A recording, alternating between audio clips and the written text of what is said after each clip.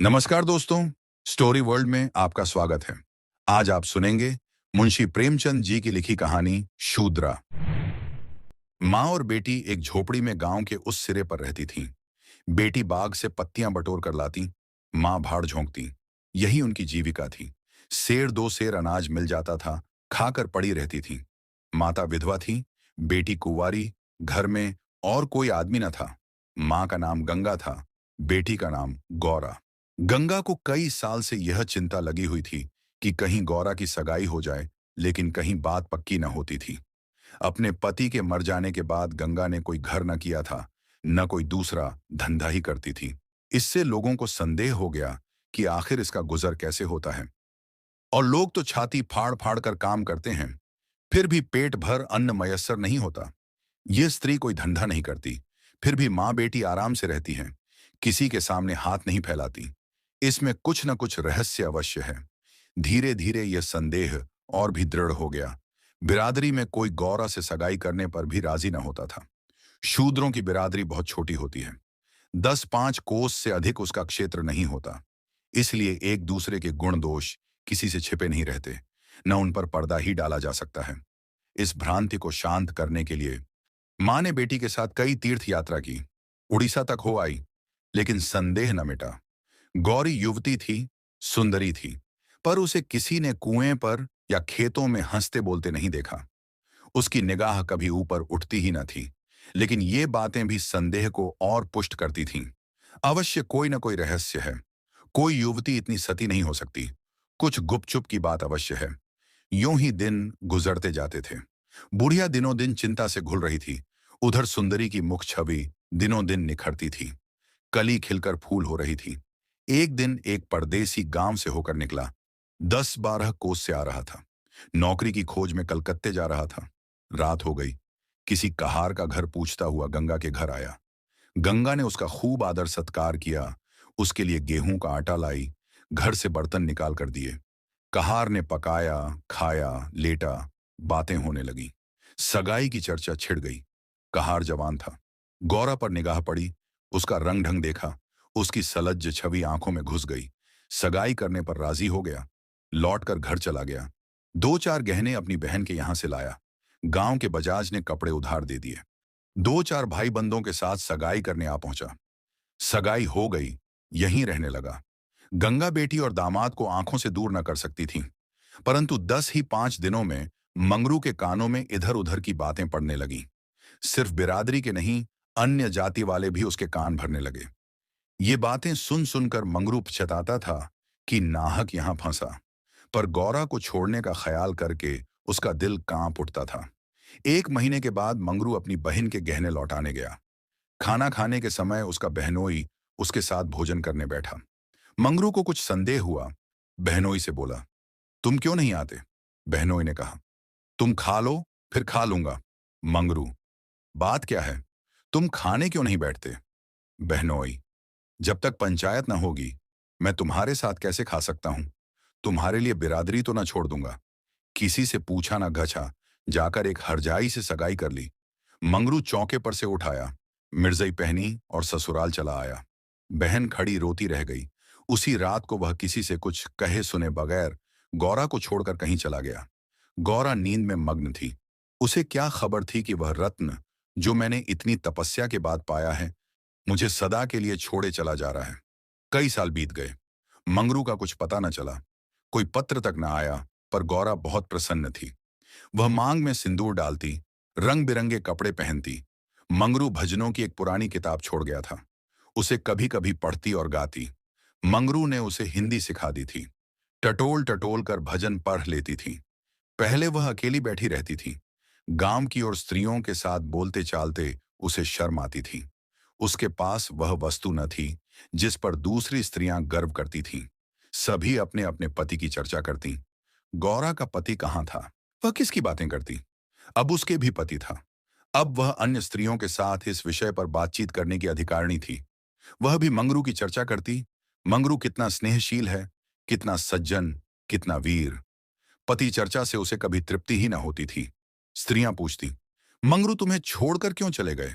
गौरा कहती, क्या करते? मर्द कभी ससुराल में पड़ा रहता है, देश परदेश में निकलकर 4 पैसे कमाना ही तो मर्दों का काम है। नहीं तो मान मर्यादा का निर्वाह कैसे हो? जब कोई पूछता चिट्ठी पत्री क्यों नहीं भेजते, तो हंसकर कहती, अपना पता ठिकाना बताने में डरते हैं। जानते हैं ना कि गौरा आकर सिर पर सवार हो जाएगी। सच कहती हूं, उनका पता ठिकाना मालूम हो जाए तो मुझसे एक दिन भी ना रहा जाए। वह बहुत अच्छा करते हैं कि मेरे पास चिट्ठी पत्री नहीं भेजते। बेचारे परदेश में कहाँ घर गृहस्थी संभालते फिरेंगे। एक दिन किसी सहेली ने कहा, हम न मानेंगे, तुझसे जरूर मंगरू से झगड़ा हो गया है, नहीं तो बिना कुछ कहे सुने क्यों चले जाते। गौरा ने हंसकर कहा, बहन, अपने देवता से भी कोई झगड़ा करता है, वह मेरे मालिक हैं, भला मैं उनसे झगड़ा करूंगी? जिस दिन झगड़े की नौबत आएगी कहीं डूब मरूंगी। मुझसे कह के जाने पाते, मैं उनके पैरों से लिपट न जाती। एक दिन कलकत्ते से एक आदमी आकर गंगा के घर ठहरा। पास ही के किसी गांव में अपना घर बतलाया। कलकत्ते में वह मंगरू के पड़ोस में ही रहता था। मंगरू ने उससे गौरा को अपने साथ लाने को कहा था। 2 साड़ियां और राह खर्च के लिए रुपये भी भेजे थे। गौरा फूली न समाई, बूढ़े ब्राह्मण के साथ चलने को तैयार हो गई। चलते वक्त वह गांव की सब औरतों से गले मिली। गंगा उसे स्टेशन तक पहुंचाने गई। सब कहते थे, बेचारी लड़की के भाग जाग गए, नहीं कुड़कुड़ कर मर जाती। रास्ते भर गौरा सोचती जाती थी, न जाने वह कैसे हो गए होंगे। अब तो मूंछें अच्छी तरह निकल आई होंगी। परदेश में आदमी सुख से रहता है, देह भर आई होगी, बाबू साहब हो गए होंगे। मैं पहले 2-3 दिन उनसे बोलूंगी नहीं, फिर पूछूंगी, तुम मुझे छोड़कर क्यों चले गए? अगर किसी ने मेरे बारे में कुछ बुरा भला कहा ही था, तो तुमने उसका विश्वास क्यों कर लिया? तुम अपनी आंखों से ना देखकर दूसरों के कहने पर क्यों गए? मैं भली हूं या बुरी हूं? हूं तो तुम्हारी। तुमने मुझे इतने दिनों रुलाया क्यों? तुम्हारे बारे में अगर इसी तरह मुझसे कोई कहता, तो क्या मैं तुमको छोड़ देती? जब तुमने मेरी बांह पकड़ ली, तो तुम मेरे हो गए।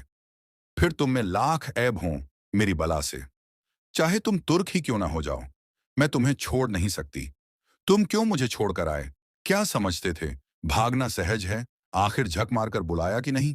कैसे न बुलाते? मैंने तो तुम्हारे ऊपर दया की, चली आई। नहीं तो कह देती कि मैं ऐसे निर्दयी के पास नहीं जाती, तो तुम आप दौड़े आते। तप करने से तो देवता भी मिल जाते हैं, आकर सामने खड़े हो जाते हैं। तुम कैसे ना आते? वह बार बार उद्विग्न हो होकर बूढ़े ब्राह्मण से पूछती, अब कितनी दूर है? धरती के छोर पर रहते हैं क्या? और भी कितनी ही बातें वह पूछना चाहती थी, लेकिन संकोचवश न पूछ सकती थी। मन ही मन अनुमान करके अपने को संतुष्ट कर लेती थी। उनका मकान बड़ा सा होगा, शहर में लोग पक्के घरों में रहते हैं। जब उनका साहब इतना मानता है, तो नौकर भी होगा। मैं नौकर को भगा दूंगी। मैं दिन भर पड़े पड़े क्या किया करूंगी? बीच बीच में उसे घर की याद भी आ जाती थी। बेचारी अम्मा रोती होंगी। अब उन्हें घर का सारा काम आप ही करना पड़ेगा। न जाने बकरियों को चराने ले जाती हैं या नहीं। बेचारी दिन भर में मैं करती होंगी। मैं अपनी बकरियों के लिए महीने महीने रुपए भेजूंगी। जब कलकत्ते से लौटूंगी, तब सबके लिए साड़ियां लाऊंगी। तब मैं इस तरह थोड़े लौटूंगी। मेरे साथ बहुत सा असवाब होगा। सबके लिए कोई ना कोई सौगात लाऊंगी। तब तक तो बहुत सी बकरियां हो जाएंगी। यही सुख स्वप्न देखते देखते गौरा ने सारा रास्ता काट दिया। पगली क्या जानती थी कि मेरे मन कुछ और है, कर्ता के मन कुछ और। क्या जानती थी कि बूढ़े ब्राह्मणों के भेष में भी पिशाच होते हैं। मन की मिठाई खाने में मग्न थी। तीसरे दिन गाड़ी कलकत्ते पहुंची। गौरा की छाती धड़ धड़ करने लगी। वह यहीं कहीं खड़े होंगे, अब आते ही होंगे।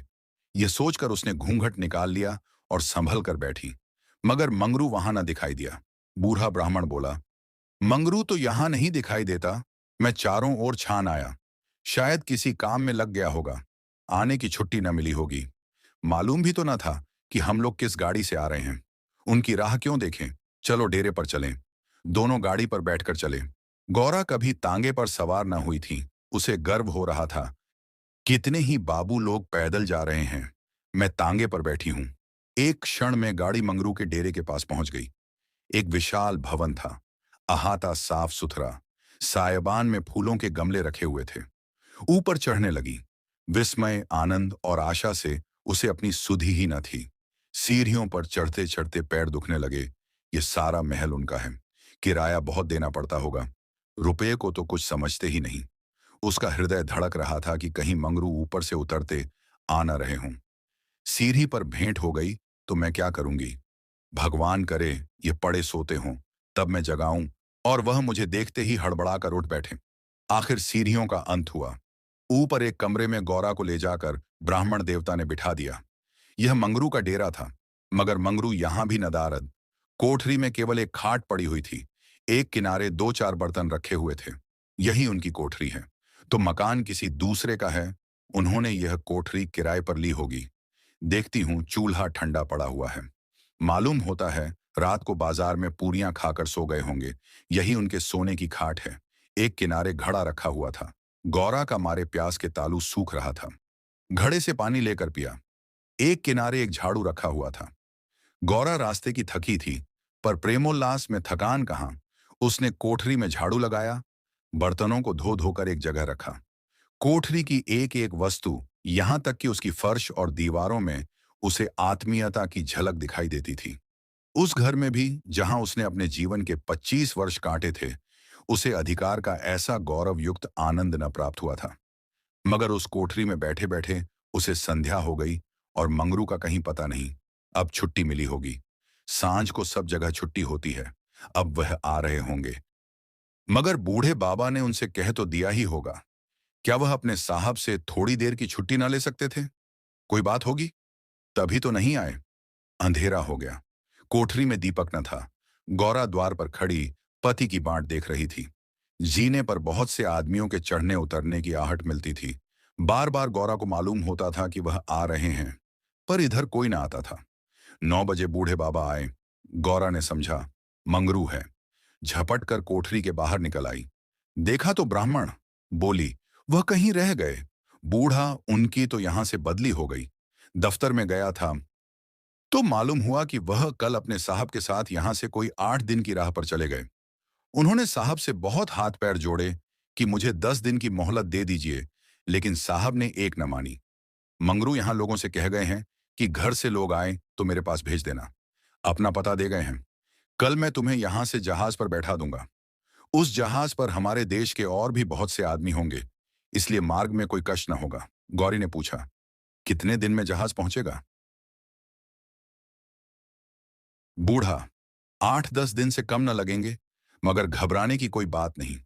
तुम्हें किसी बात की तकलीफ ना होगी। अब तक गौरा को अपने गांव लौटने की आशा थी।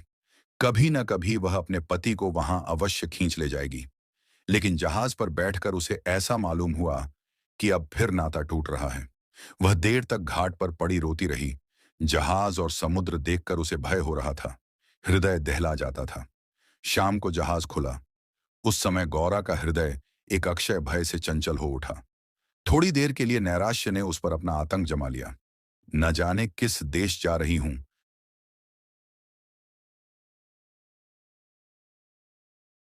उनसे वहां भेंट भी होगी या नहीं। उन्हें कहीं खोजती, कोई पता ठिकाना भी तो नहीं मालूम। बार बार पछताती थी कि एक दिन पहले क्यों नहीं चली आई। कलकत्ते में भेंट हो जाती तो मैं उन्हें वहां कभी ना जाने देती। जहाज पर और भी कितने ही मुसाफिर थे। कुछ स्त्रियां भी थीं। उनमें बराबर गाली गलौज होती रहती थी। इसीलिए गौरा को उनसे बातें करने की इच्छा न होती थी। केवल एक स्त्री उदास दिखाई देती थी। रंग ढंग से वह किसी भले घर की मालूम होती थी। गौरा ने उससे पूछा, तुम कहाँ जाती हो बहन? उस स्त्री की बड़ी बड़ी आंखें सजल हो गईं। बोली, क्या बताऊं बहन, कहाँ जा रही हूं? जहां भाग्य लिए जाता है वहीं जा रही हूं। तुम कहाँ जाती हो? गौरा, मैं तो अपने मालिक के पास जा रही हूं। जहां यह जहाज रुकेगा वह वहीं नौकर हैं। मैं कल आ जाती तो उनसे कलकत्ते में ही भेंट हो जाती। आने में देर हो गई। क्या जानती थी कि वह इतनी दूर चले जाएंगे, नहीं तो क्यों देर करती। स्त्री, अरे बहन, कहीं तुम्हें भी तो कोई बहका कर नहीं लाया है? तुम घर से किसके साथ आई हो? गौरा, मेरे आदमी ने तो कलकत्ता से आदमी भेजकर मुझे बुलाया था। स्त्री, वह आदमी तुम्हारी जान पहचान का था? गौरा, नहीं, उसी तरफ का एक बूढ़ा ब्राह्मण था। स्त्री, वही लंबा सा, दुबला पतला, लकलक बुढ़ा, जिसकी एक आंख में फूली पड़ी हुई है। गौरा, हाँ हाँ वही। क्या तुम उसे जानती हो? स्त्री, उसी दुष्ट ने तो मेरा भी सर्वनाश किया है। ईश्वर करे उसकी 7 पुश्तें नरक भोगे, उसका निर्वंश हो जाए, कोई पानी देने वाला भी ना रहे, कोढ़ी होकर मरे। मैं अपना वृतांत सुनाऊं तो तुम समझोगी कि झूठ है। किसी को विश्वास ना आएगा। क्या कहूं, बस यही समझ लो कि इसके कारण मैं न घर की रह गई न घाट की। किसी को मुंह नहीं दिखा सकती। मगर जान तो बड़ी प्यारी होती है। मिर्च के देश जा रही हूं कि वहां मेहनत मजूरी करके जीवन के दिन काटूंगी। गौरा के प्राण नदी में समा गए। मालूम हुआ जहाज अथाह जल में डूबा जा रहा है। समझ गई कि बूढ़े ब्राह्मण ने दगा की। अपने गांव में सुना करती थी कि गरीब लोग मिर्च में भर्ती होने के लिए जाया करते हैं, मगर जो वहां जाता है वह फिर नहीं लौटता। हे भगवान, तुमने मुझे किस पाप का यह दंड दिया? बोली, यह सब क्यों लोगों को इस तरह छलकर मिर्च भेजते हैं? स्त्री रुपए के लोभ से। और किस लिए? सुनती हूं आदमी पीछे इन सबों को कुछ रुपए मिलते हैं। गौरा, तो बहन, वहां हमें क्या करना पड़ेगा? स्त्री, मजूरी। गौरा सोचने लगी, अब क्या करूं? वह आशा नौका जिस पर बैठी हुई वह चली जा रही थी, टूट गई थी। अब समुद्र की लहरों के सिवा उनकी रक्षा करने वाला कोई न था। जिस आधार पर उसने अपना जीवन भवन बनाया था, वह जलमग्न हो गया। अब उसके लिए जल के सिवा और कहीं आश्रय है? उसको अपनी माता की, अपने घर की, अपने गांव की सहेलियों की याद आई, और ऐसी घोर मर्म वेदना होने लगी, मानो कोई सर्प अंतस्तल में बैठा हुआ बार बार डस रहा हो। भगवान, अगर मुझे यही यातना देनी थी, तो तुमने मुझे जन्म ही क्यों दिया था? तुम्हें दुखिया पर दया नहीं आई? जो पिसे हुए हैं उन्हीं को पीसते हो। करुण स्वर से बोली, तो अब क्या करना होगा बहन? स्त्री, ये तो वहां पहुंचकर मालूम होगा। अब मजूरी ही करनी पड़े तो कोई बात नहीं, लेकिन अगर किसी ने कुदृष्टि से देखा, तो मैंने निश्चय कर लिया है कि या तो उसी के प्राण ले लूंगी या आपने प्राण दे दूंगी। ये कहते कहते उसे अपना वृत्तांत सुनाने की वह उत्कट इच्छा हुई जो दुखिया को हुआ करती है। बोली, मैं बड़े घर की बेटी और उससे भी बड़े घर की बहू हूं, पर अभागिनी। विवाह के तीसरे ही साल पतिदेव का देहांत हो गया। चित्त की कुछ ऐसी दशा हो गई कि नित्य मालूम होता कि वह मुझे बुला रहे हैं। पहले तो आंखें झपकते ही उनकी मूर्ति सामने आ जाती थी, लेकिन फिर तो यह दशा हो गई कि जागृत दशा में रह रहकर उनके दर्शन होने लगे। बस यही जान पड़ता था कि वह साक्षात खड़े बुला रहे हैं। किसी से शर्म के मारे कहती न थी, पर मन में यह शंका होती थी कि जब उनका देहावसान हो गया है, तो वह मुझे दिखाई कैसे देते हैं? मैं उसे भ्रांति समझकर चित्त को शांत न कर सकती थी। मन कहता था, जो वस्तु प्रत्यक्ष दिखाई देती है, वह मिल क्यों नहीं सकती? केवल यह ज्ञान चाहिए। साधु महात्माओं के सिवा ज्ञान और कौन दे सकता है? मेरा तो अब भी विश्वास है कि अभी ऐसी क्रियाएं हैं जिनसे हम मरे हुए प्राणियों से बातचीत कर सकते हैं, उनको स्थूल रूप में देख सकते हैं। महात्माओं की खोज में रहने लगी। मेरे यहाँ अक्सर साधु संत आते थे, उनसे एकांत में इस विषय में बातें किया करती थीं, पर वे लोग सदुपदेश देकर मुझे टाल देते थे। मुझे सदुपदेशों की जरूरत न थी। मैं वैधव्य धर्म खूब जानती थी। मैं तो यह ज्ञान चाहती थी जो जीवन और मरण के बीच का पर्दा उठा दे। 3 साल तक मैं इसी खेल में लगी रही। 2 महीने होते हैं, वही बूढ़ा ब्राह्मण सन्यासी बना हुआ मेरे यहाँ आ पहुंचा। मैंने इससे यही भिक्षा मांगी। इस धूर्त ने कुछ ऐसा मायाजाल फैलाया कि मैं आंखें रहते हुए भी फंस गई। अब सोचती हूं तो अपने ऊपर आश्चर्य होता है कि मुझे उसकी बातों पर इतना विश्वास क्यों हुआ। मैं पति दर्शन के लिए सब कुछ झेलने को, सब कुछ करने को तैयार थी। इसने मुझे रात को अपने पास बुलाया। मैं घर वालों से पड़ोसिन के घर जाने का बहाना करके इसके पास गई। एक पीपल के नीचे इसकी धूनी जल रही थी। उस विमल चांदनी में यह बूढ़ा जटाधारी ज्ञान और योग का देवता सा मालूम होता था। मैं आकर धूनी के पास खड़ी हो गई। उस समय यदि बाबा जी मुझे आग में कूद पड़ने की आज्ञा देते, तो मैं तुरंत आग में कूद पड़ती। इसने मुझे बड़े प्रेम से बिठाया और मेरे सिर पर हाथ रखकर न जाने क्या कर दिया कि मैं बेसुध हो गई। फिर मुझे कुछ नहीं मालूम कि मैं कहाँ गई, क्या हुआ। जब मुझे होश आया तो मैं रेल पर सवार थी। जी में आया कि चिल्लाऊं, पर यह सोचकर कि अब गाड़ी रुक भी गई और मैं उतर भी पड़ी तो घर में घुसने न पाऊंगी, मैं चुपचाप बैठी रह गई। मैं परमात्मा की दृष्टि में निर्दोष थी, पर संसार की दृष्टि में कलंकित हो चुकी थी। रात को किसी युवती का घर से निकल जाना कलंकित करने के लिए काफी था। जब मुझे मालूम हो गया कि सब मुझे मिर्च के टापू में भेज रहे हैं, तो मैंने जरा भी आपत्ति नहीं की। मेरे लिए अब सारा संसार एक सा है। जिनका संसार में कोई न हो, उसके लिए देश परदेश दोनों बराबर हैं। हाँ, यह पक्का निश्चय कर चुकी हूं कि मरते दम तक अपने सत की रक्षा करूंगी। विधि के हाथ में मृत्यु से बढ़कर कोई यातना नहीं। विधवा के लिए मृत्यु का क्या भय? उसका तो जीना और मरना दोनों बराबर है। बल्कि मर जाने से जीवन की विपत्तियों का तो अंत हो जाएगा। गौरा ने सोचा, इस स्त्री में कितना धैर्य और साहस है। फिर मैं क्यों इतनी कातर और निराश हो रही हूं? जब जीवन की अभिलाषाओं का अंत हो गया तो जीवन के अंत का क्या डर? बोली, बहन, हम और तुम एक ही जगह रहेंगे। मुझे तो अब तुम्हारा ही भरोसा है।